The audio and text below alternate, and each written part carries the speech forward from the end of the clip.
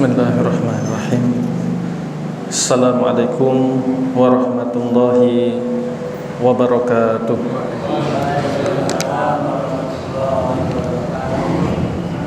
Innal hamdalillah nahmaduhu wa nasta'inuhu wa nastaghfiruh wa na'udzu billahi min shururi anfusina wa min sayyiati a'malina.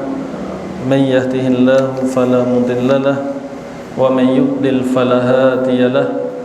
Asyhadu an la ilaha illallah wahdahu la syarika lah wa asyhadu anna Muhammadan abduhu wa rasuluh sallallahu alaihi wa ala alihi wa ashabihi wa man tabi'ahum bi ihsanin ila yaumiddin. Ma'asyiral muslimin, para hadirin sekalian rahimani wa rahimakumullah.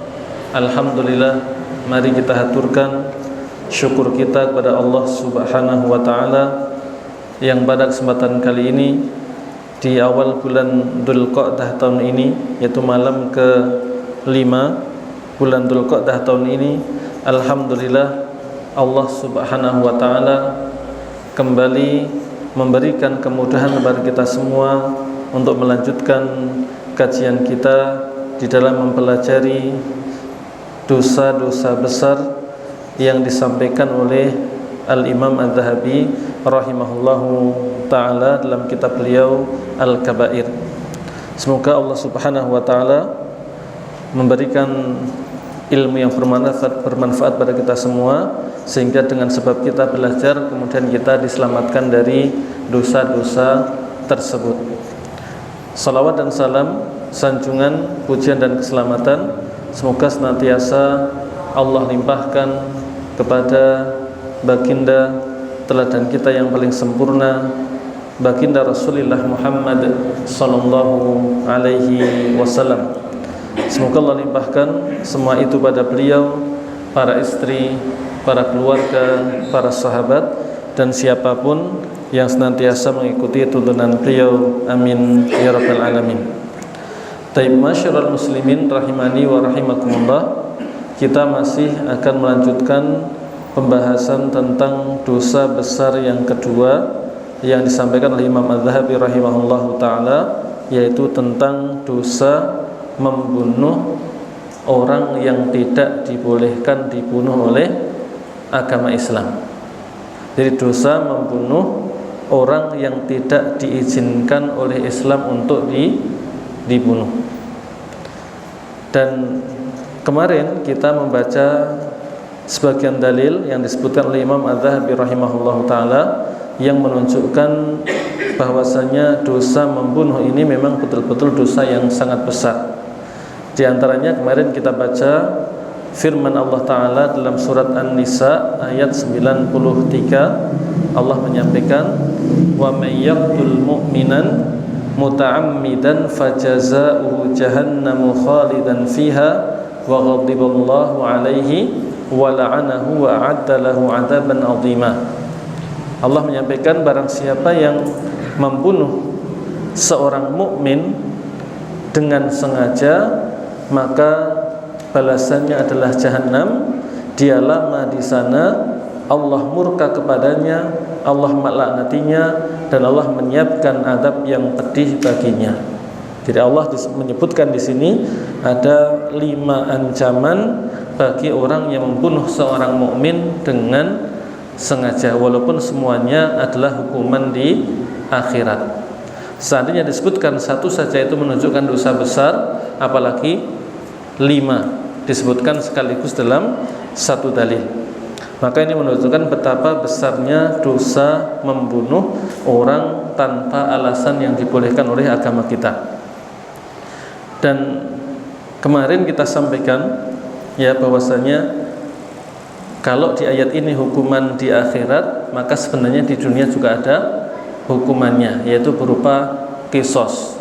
Dan ini sekali lagi khusus untuk orang yang membunuh dengan sengaja, karena pembunuhan ada beberapa macam. Kemarin kita sampaikan ada membunuh dengan sengaja, ada tidak sengaja, ada setengah sengaja. Jadi yang masuk kategori ini adalah yang membunuh dengan sengaja. Adapun membunuh tidak sengaja atau setengah sengaja, ya bisa jadi ada dosanya kalau ada kesalahannya, tapi dosanya tidak seperti membunuh dengan sengaja, hukumannya juga beda. Yang ada hukuman kisos, yang dibunuh pelakunya adalah membunuh dengan sengaja. Adapun kalau membunuhnya tidak sengaja, jadi tidak ada niatan membunuh, tapi kok ternyata perbuatannya menimbulkan atau menyebabkan terbunuhnya orang lain, maka tidak ada kisos, tapi ada dendanya. Dan dendanya kemarin kita sampaikan, kalau seseorang membunuh seorang mukmin laki-laki merdeka, maka dendanya 100 unta. Ini tidak ada bedanya mau anak kecil ataupun dewasa, walaupun nggak sengaja. Ini menunjukkan membunuh itu bukan perkara ringan, nggak sengaja saja dendanya juga besar. Dan kafarahnya juga bukan main-main. Kafarahnya, penebusnya, walaupun membunuhnya nggak sengaja, kafarahnya adalah berpuasa 2 bulan berturut-turut. Nah, bayangkan puasa 2 bulan berturut-turut itu sulit. Kemarin ya, saya puasa 6 hari bulan Syawal, puasanya mepet-mepet hampir selesai Syawalnya, itu rasanya kayak Ramadan lagi. Berat banget itu. Cuma 6 hari saja itu rasanya kayak Ramadan lagi, kayak ada Idul Fitri lagi. Nah, itu kalau 2 bulan gimana? Itu sulit karena nggak ada temennya. Kalau Ramadan kan sebulan banyak temennya. Nah, ini 2 bulan nggak ada temennya, itu berat. Nah, ini menunjukkan betapa besar masalah ini.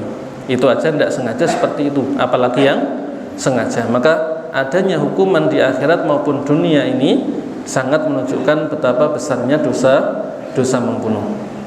Dan kemarin juga kita sampaikan, yang tidak boleh dibunuh ini bukan hanya seorang mukmin, walaupun di ayat tadi adalah tentang mukmin.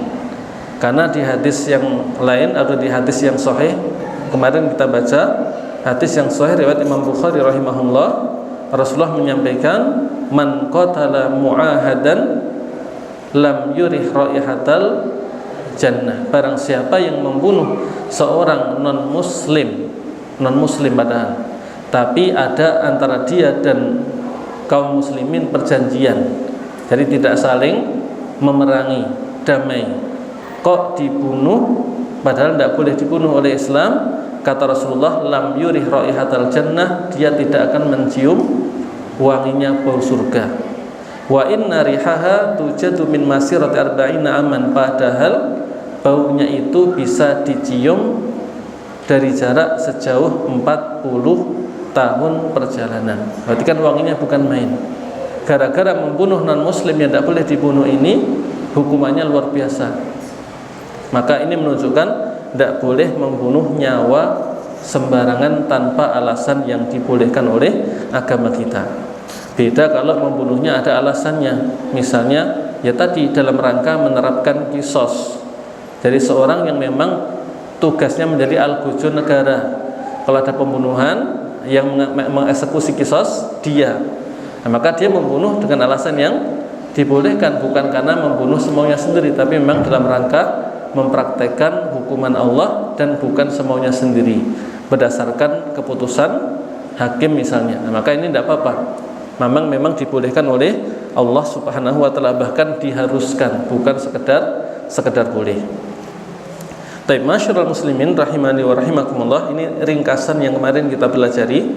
Kemudian kita baca ayat yang lain atau dalil yang lain yang disampaikan oleh Al-Imam Adz-Dzahabi rahimahullahu taala, yang menunjukkan betapa besarnya dosa membunuh, yang harusnya membuat kita mikir ya, jangan sembarangan. Kalau insya Allah sih yang ngaji enggak ya, tapi kan ya penting juga, walaupun mungkin kita tidak ada keinginan, tahu itu perlu, penting buat kita ataupun menasihati keluarga ataupun orang lain kalau memungkinkan. Karena kadang-kadang pernah kita sampaikan, orang itu gara-gara saling melihat saja kadang-kadang tidak terima. Ya nggak tahu ya, seolah-olah dilihat itu kok kayak harga dirinya tuh gimana, jadi marah, akhirnya saling bertikai, pendelian kata orang Jawa, saling melotot, akhirnya terjadi bentrok dan sebagainya, akhirnya membunuh, padahal perkara yang ringan. maka ya jangan sampai dosanya besar. Dalil lain yang menunjukkan besarnya dosa membunuh adalah surat Al-Furqan ayat 68 sampai ayat 70. Surat Al-Furqan, Allah Ta'ala menyampaikan, walladzina la yad'una ma'allahi ilahan akhar, dan orang-orang yang tidak menyembah, tidak berdoa kepada sesembahan yang lain bersama Allah. Ini tidak berbuat syirik dalam ibadah dengan cara beribadah ataupun berdoa kepada selain Allah bersama doa atau menyembah kepada Allah Subhanahu wa taala. Wala yaqtuluna an-nafsal lati haramallahu illa bil haqq, dan tidak pula mereka itu membunuh jiwa yang diharamkan oleh Allah untuk dibunuh tanpa alasan yang benar. Wala yasnun, dan tidak pula berzina. Jadi Allah menyebutkan sifat-sifat yang baik, yaitu tidak berbuat syirik akbar, tidak membunuh tanpa alasan yang benar, tidak pula berzina. Ada 3 dosa yang Allah sebutkan. Nah, harusnya kita itu tidak melakukan semua itu, tidak syirik akbar, tidak membunuh, tidak zina. Allah mengatakan, wa may yaf'al dzalika yalqa athama, barang siapa yang melakukan hal tersebut, maka yalqa athama, dia akan mendapati balasan atas dosanya tadi, baik yang berbuat syirik, membunuh tanpa alasan yang benar, ataupun berzina, maka Allah ancam dia akan mendapatkan balasannya. Yudha'af lahul adzab, dan azabnya akan dilipat gandakan yaumal qiyamah, pada hari kiamat. Wa yakhlud fihi muhana, dan dia di sana akan lama dan dalam kondisi terhina. Nah, di ayat ini ada beberapa hal yang menunjukkan membunuh itu dosa yang sangat besar. Yang pertama, diancam dengan azab. Allah ancam akan mendapatkan balasannya. Kalau nggak disebutkan apa balasannya, itu sebenarnya menunjukkan ringan apa berat? Ringan apa berat? Berat. Karena kalau kita mengancam orang itu awas, nah, gitu aja itu sudah bahaya itu. Beda kalau balasannya ini, itu ketahuan. Kalau nggak ketahuan, awas macam-macam, itu bahaya. Jangan-jangan ngancam hukumannya langsung bunuh, langsung apa gitu. Itu menunjukkan beratnya. Ketika tidak dirinci, ini loh, itu menunjukkan beratnya. Apalagi Allah menyebutkan dilipat gandakan azabnya, kemudian lama di sana, terhina, berarti ada ancaman hukuman di akhirat. Ini yang pertama, menunjukkan dia dosa yang besar. Yang kedua, Allah menyebutkan dosa membunuh ini disandingkan dengan dosa syirik akbar yang merupakan dosa terbesar. Nah, maka kalau seperti itu menunjukkan berarti ini bukan remeh, karena digandengkan dengan dosa yang paling besar. Berarti walaupun nggak sama besarnya, tapi berarti besar karena digandengkan dengan dosa yang paling besar. Nah, maka jangan diremehkan, karena itu dosa yang sangat besar, sampai-sampai Allah sebutkan sebagai dosa yang beriringan penyebutannya dengan dosa syirik akbar yang merupakan dosa yang sangat besar. Maka ini menunjukkan betapa besar dosa membunuh. Dalil lain, beliau sebutkan hadis yang sahih riwayat Imam Al-Bukhari rahimahullah ta'ala. Rasulullah SAW menyampaikan, ini sering kita dengar, Rasulullah mengatakan, ijtanibus sab'al mubiqat, jauhilah oleh kalian 7 dosa yang membinasakan. 7 dosa yang membinasakan. Dan beliau menggunakan kata ijtanibu, jauhilah, bukan sekedar mengatakan selamatkan diri kalian. Dan pernah kita sampaikan, kata menjauhi itu lebih apa ya? Lebih dahsyat daripada sekedar selamat. Karena selamat itu bisa jadi tidak jauh, bisa jadi jejer tapi nggak kena. Kalau jauh, selamat plus jauh. Maka Nabi nggak hanya minta kita untuk selamat, tapi jauh. Jangan sampai dekat-dekat. Dekat pun tidak boleh. Apalagi ya sampai melakukannya. Maka beliau meminta kita menjauhi dosa-dosa yang membinasakan tersebut, dan di antara yang beliau sebutkan adalah dosa membunuh jiwa yang tidak diizinkan oleh agama kita. Maka ini juga menunjukkan besarnya dosa tersebut, karena dosa besar itu banyak, 70-an, tapi ternyata Rasulullah menyebutkan 7. Berarti 7 ini masalah, ya kan? Masalahnya enggak ringan, apalagi dikatakan mubiqat, membinasakan. Maka ini juga menunjukkan besarnya dosa membunuh jiwa yang tidak Allah bolehkan. Taib. Tadi lain, masyarul muslimin rahimani wa rahimakumullah, atau sebelumnya ya, mengingatkan yang kemarin kita sampaikan. Kenapa mungkin kok dikatakan oleh Rasulullah membunuh itu termasuk dosa yang membinasakan? Kenapa? Karena kemarin kita sampaikan mungkin ini diantara alasannya, membunuh itu berkaitan dengan hak beberapa pihak sekaligus. Ingat kan? Pertama berkaitan dengan Allah Subhanahu wa ta'ala, karena Allah melarang membunuh. Nah, kalau kita membunuh berarti kita sudah melanggar hak Allah, kan Allah melarang kita, kok kita berani melanggar. Yang kedua, membunuh ini berkaitan dengan hak orang yang terbunuh. Yang ketiga, berkaitan dengan hak orang atau keluarga yang terbunuh. Keluarganya ada berapa orang? Mereka terdolimi gara-gara perbuatan membunuh tersebut.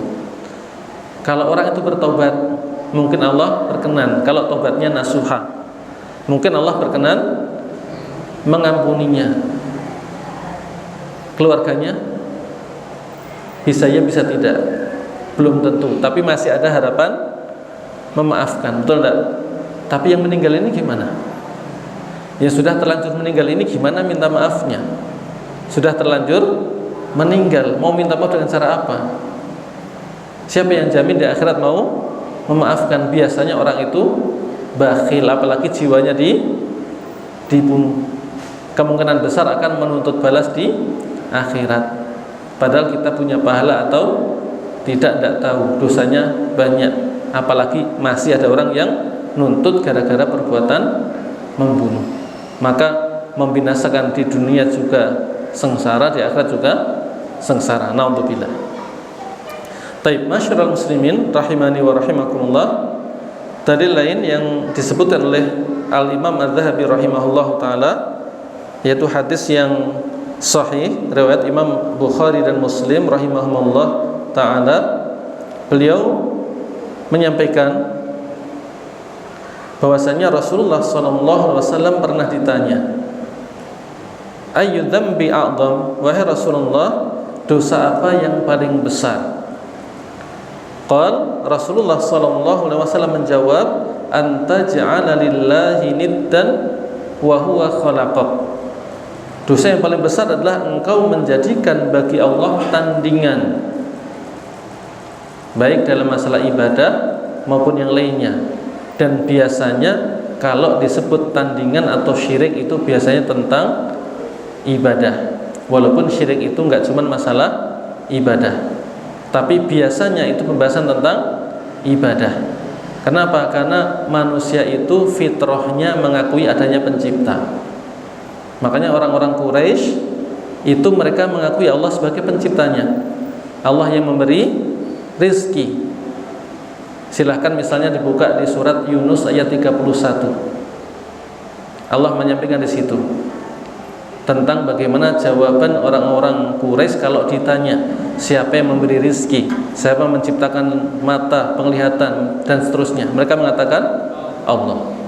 Maka orang-orang Quraisy mereka meyakini Allah sebagai pencipta mereka yang memberi rizki mereka. Tapi ternyata dalam masalah ibadah, kadang beribadah kepada Allah, kadang beribadah kepada berhala mereka ataupun pohon atau yang lainnya. Dan mereka menyembah berhala atau pohon atau yang lainnya bukan karena meyakini pohon itu atau berhala itu bisa memberi sesuatu, bukan. Tapi karena meyakini itu sebagai entah ada rohnya atau ini sebagai simbol saja bagi orang dulu yang seperti yang soleh seperti ini, kan orang baik, maka dijadikan sebagai sebab atau sarana untuk mendekatkan diri kepada Allah. Nah, biasanya seperti itu. Jadi biasanya ketika disebut syirik adalah syirik masalah ibadah. Karena itulah misi utama para nabi dan rasul. Nah, jadi beliau menyampaikan dosa yang paling besar yang pertama adalah antaj'alillahi niddan wa huwa khalaqak. Engkau menjadikan tandingan bagi Allah dalam beribadah padahal Allah lah yang menciptakanmu. Ya tidak pantas. Allah yang menciptakan kita, kok kita malah menyembah yang lainnya, minta rezeki pada yang lainnya, minta sehat pada yang lainnya. Ketika susah malah ingat yang lainnya. Harusnya dikit-dikit mintanya pada Allah, ingatnya Allah, minta sehat pada Allah dan seterusnya. Tawakalnya selalu pada Allah Subhanahu wa taala. Kemudian Rasulullah ditanya lagi, "Tsumma ai?" Kemudian dosa apa lagi wahai Rasul yang merupakan dosa yang paling besar? Rasulullah mengatakan, "Anta qatula waladaka khasyata an yat'ama ma'ak."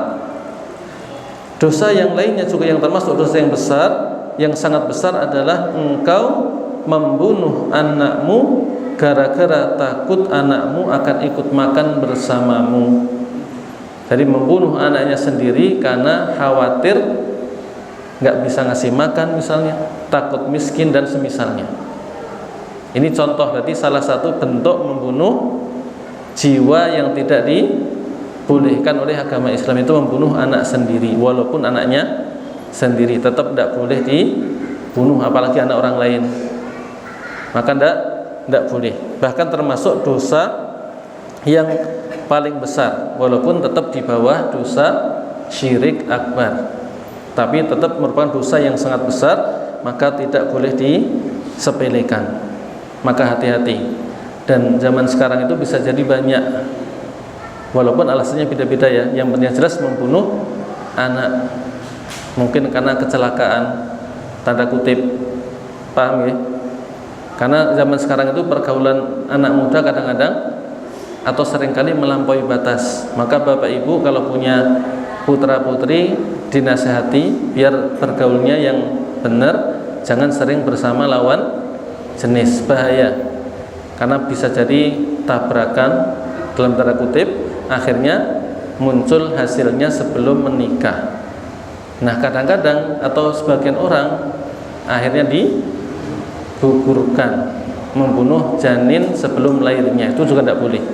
Apalagi sudah keluar, itu juga tidak boleh. Dua-duanya tidak boleh. Itu dosa besar, tidak boleh dilakukan. Nah ini salah satu bentuk membunuh jiwa yang tidak dibolehkan. Dan beliau menyebutkan membunuh anak karena takut dia akan ikut makan bersama kita, jadi takut miskin dan semisalnya, ini termasuk dosa yang sangat besar. Dan ini juga disandingkan, disebutkan bersama syirik akbar. Jadi ini diantara poinnya yang menunjukkan betapa besar dosanya. Selain disebutkan sebagai dosa yang paling besar, yang sangat besar, digandengkan dengan syirik, berarti bukan sekadar dosa besar, bahkan dosanya tingkatannya atas, bahaya. Baik, Masyarul muslimin rahimani wa rahimakumullah. Dalil lain yang disebutkan Imam Az-Zahabi rahimahullahu taala yang menunjukkan besarnya dosa membunuh jiwa yang tidak dibolehkan adalah hadis yang sahih riwayat Imam Bukhari dan Muslim rahimahumullah. Rasulullah sallallahu alaihi wasallam bersabda, "Idzal taqal musliman bisayfihima aw bisayfaihima fal qatilu wal maqtulu finnar." Rasulullah menyampaikan, kalau ada dua orang muslim, nah ini dua-duanya muslim, ada dua orang Islam bertemu dengan membawa pedangnya masing-masing. Nah, berarti duel. Dari tarung, tawur atau semisalnya, entah masalah apa, akhirnya gelut bahasa Jawanya, sama-sama membawa celurit misalnya, membawa pedang atau yang lainnya, saling berusaha untuk membunuh. Fal qatilu wal maqtul finnar, kata Rasulullah, yang membunuh maupun yang terbunuh sama-sama di neraka. Jadi orang yang membunuh maupun yang dibunuh, kan yang membunuh satu, yang terbunuh satu. Ternyata kata Rasulullah dua-duanya masuk neraka, naudzubillah. Para sahabat bertanya, "Ya Rasulullah, hadzal qatil." Wahai Rasulullah, kalau pembunuhnya masuk neraka, ya wajar, kami paham. Kalau bahasa kita begitu. Fama balul maqtul. Lah, kenapa kok yang terbunuh juga masuk neraka? Para sahabat bertanya. Rasulullah menjelaskan, innahu kana harisan ala qatli sahibihi. Itu karena walaupun dia terbunuh, tapi sebenarnya dia pengen membunuh yang satunya. Cuman kalah duluan saja. Kalau nggak keduluan, siapa yang bunuh? Ya dia. Jadi bukan karena nggak bunuh, tapi karena terhalangi. Kalau nggak ada penghalang, dia nggak akan bunuh. Jadi walaupun nggak sampai membunuh, tapi bahkan terbunuh, sama-sama masuk neraka.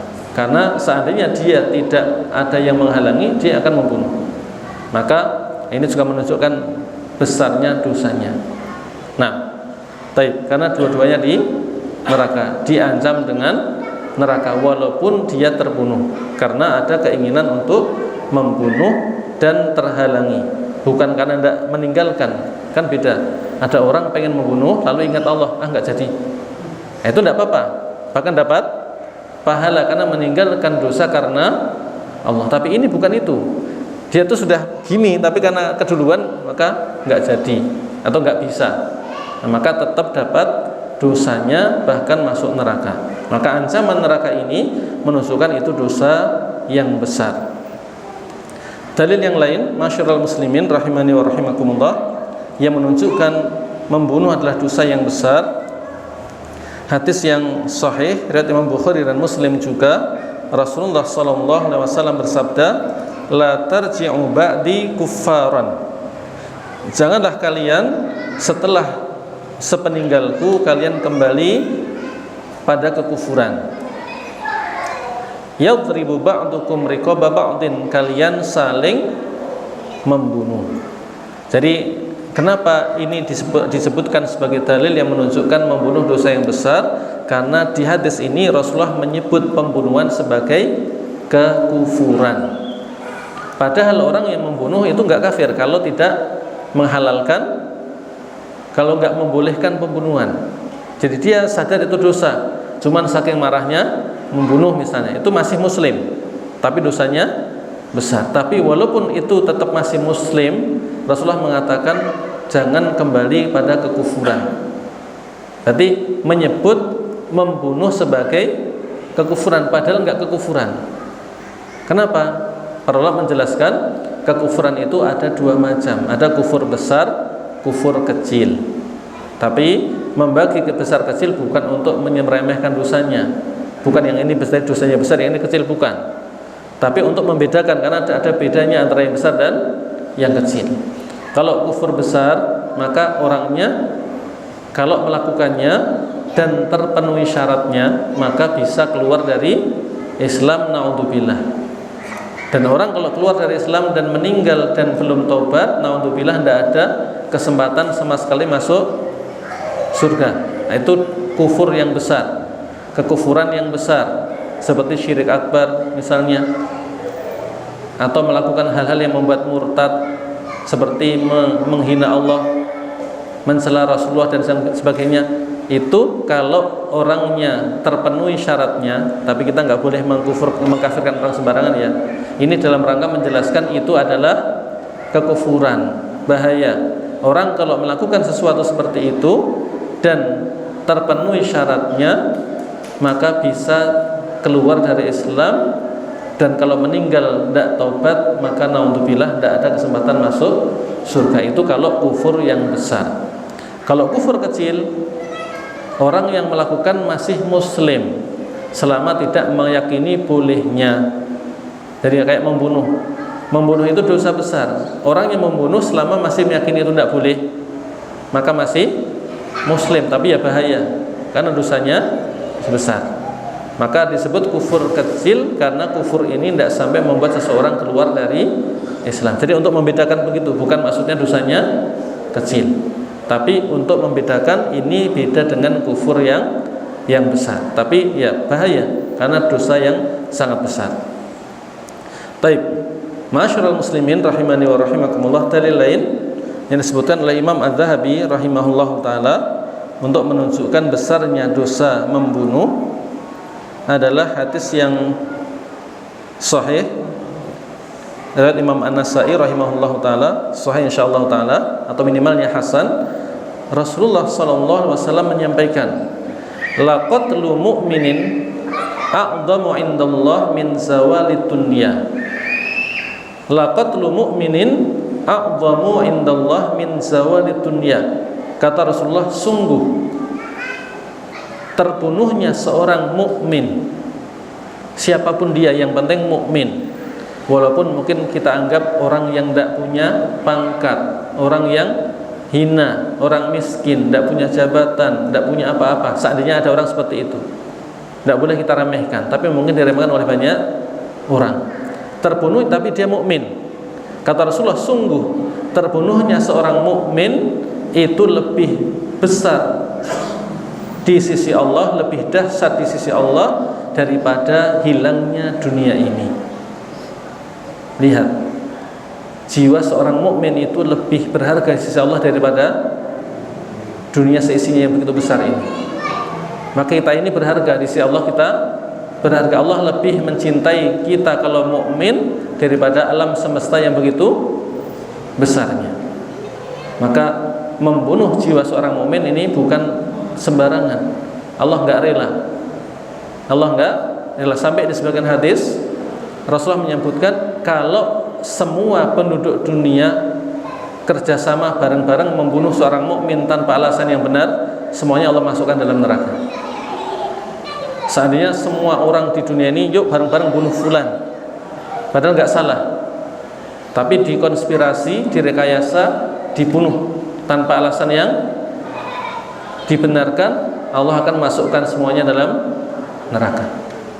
Karena nyawa seorang mukmin itu berharga.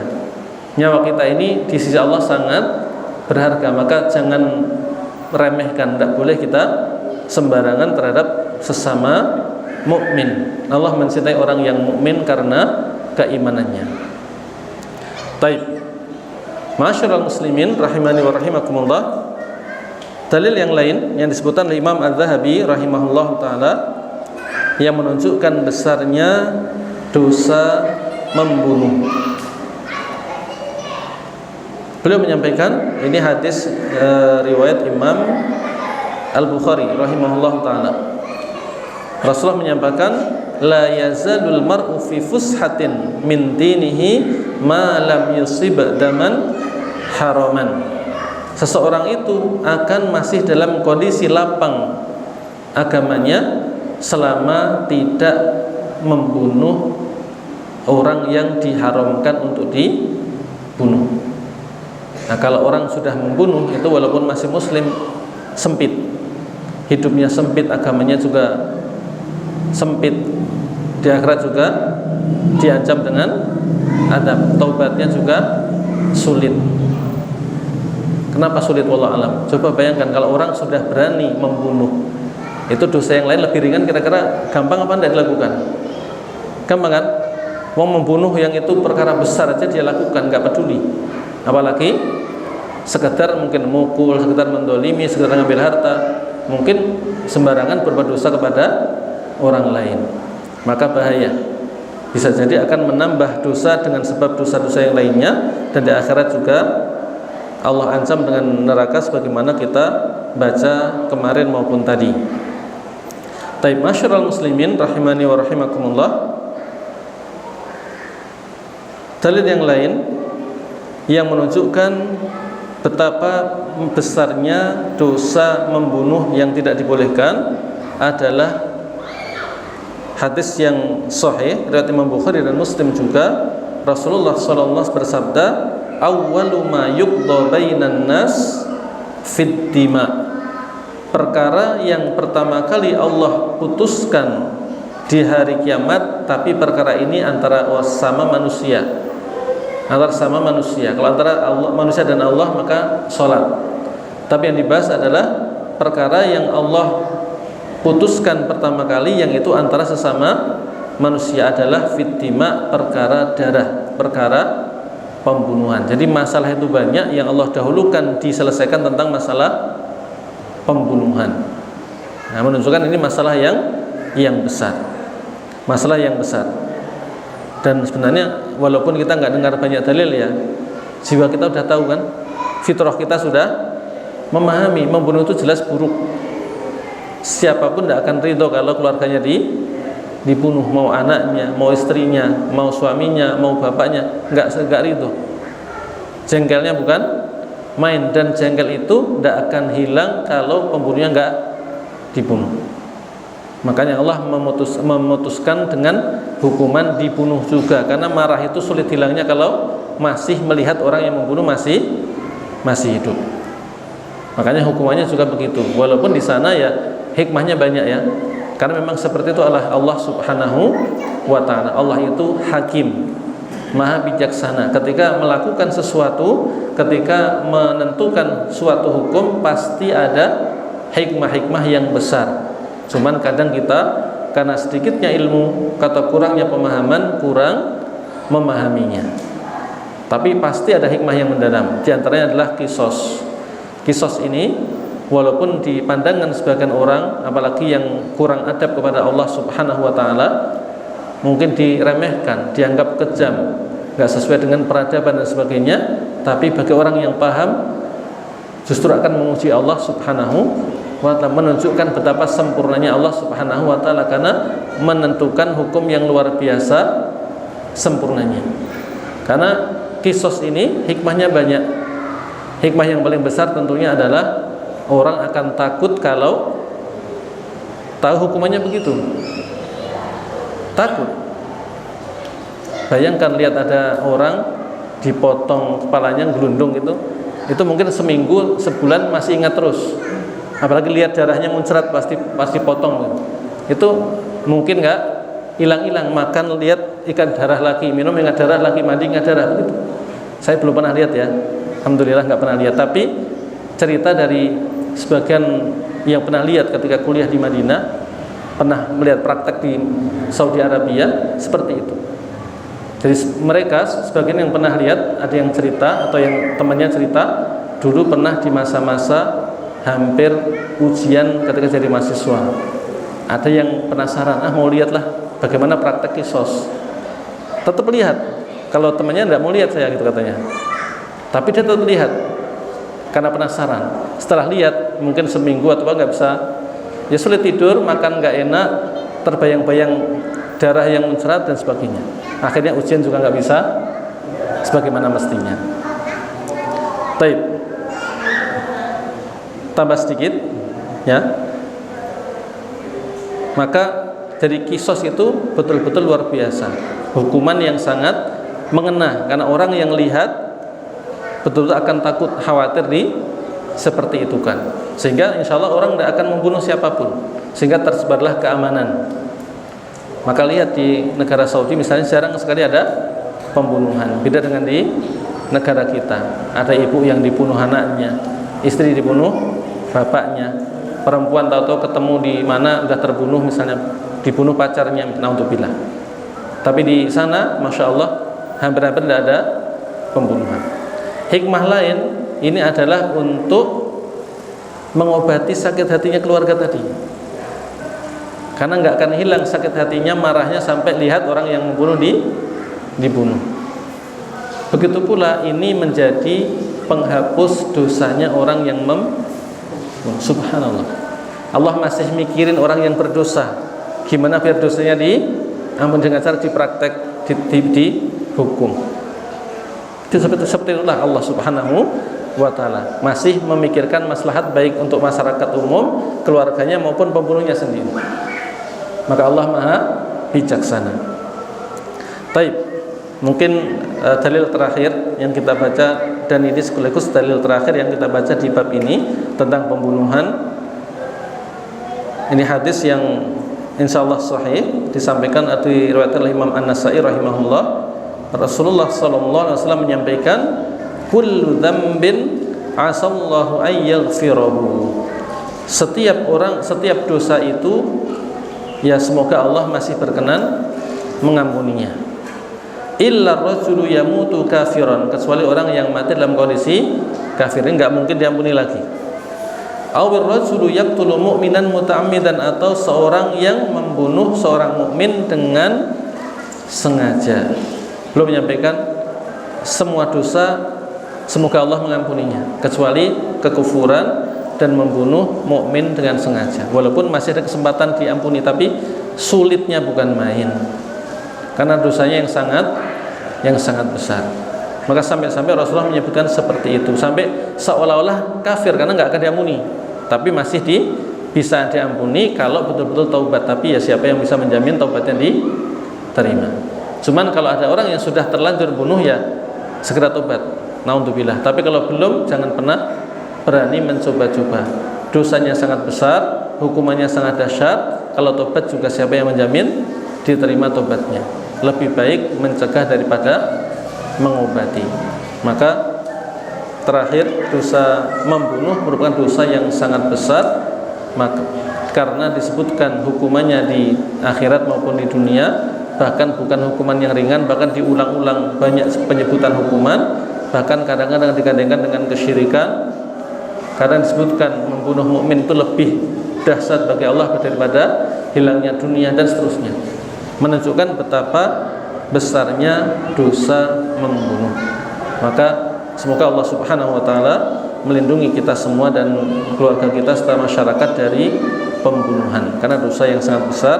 Amin ya rabbal alamin. Semoga Allah Subhanahu wa taala memberikan keamanan dan anugerah pada kita semua dunia dan akhirat. Amin ya rabbal alamin. Jazakumullahu khairan. Wassallallahu nabiyana Muhammad wa ala alihi washabbihi wasallam. Assalamualaikum warahmatullahi wabarakatuh.